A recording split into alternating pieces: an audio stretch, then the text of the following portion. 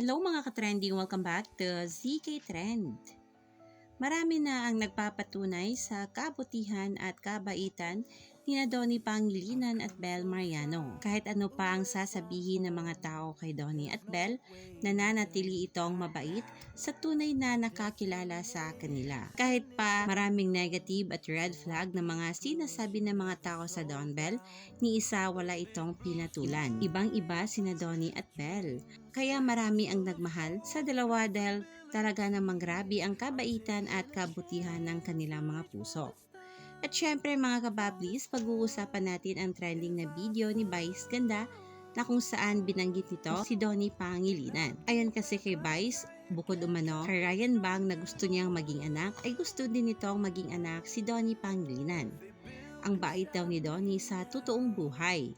Magalang, marespeto, matalino, at swerte umano ang nanay ni Donnie sa kanya. Ang naturang sinabi na ito ni Meme Vice kaagad ngang nagtrending at pinag-uusapan na sa social media.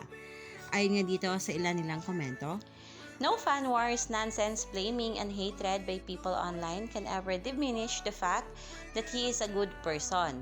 Pangilang praise na to about his true personality, plus wow, what a flex pa cause it's coming from the Vice Ganda." Meme Vice saying ang bait-bait ni Donnie, mabait, magalang, marespeto, and matalino, and Mark Abaya saying Donnie is extremely generous and professional. It's his good and genuine heart on and off cam talaga. One thing about Donnie Pangilinan is that you can never break him and his core.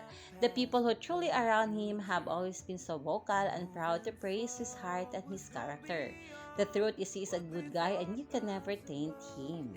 Maging si Bel ay grabe din ang kabaitan at kabutihan taglay. Marami ring nagsasabi na di mo makikita si Bel na nakasimangot palagi lang itong nakangiti. Maging mom ni Donnie ay isa sa nagpapatunay sa kabutihan ng puso at kabaitang taglay ni Bel.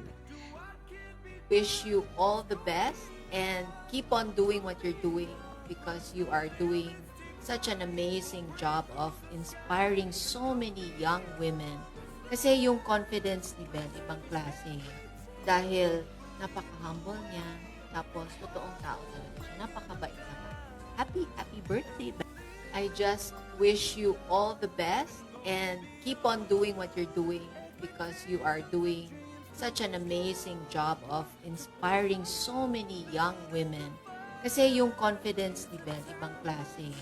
Dahil napaka-humble niya, tapos totoong tao talaga siya. Napakabait naman. Happy birthday. Ganda-ganda ni Bel. Ang bait-bait. Oh, yes, it's very nice. Okay.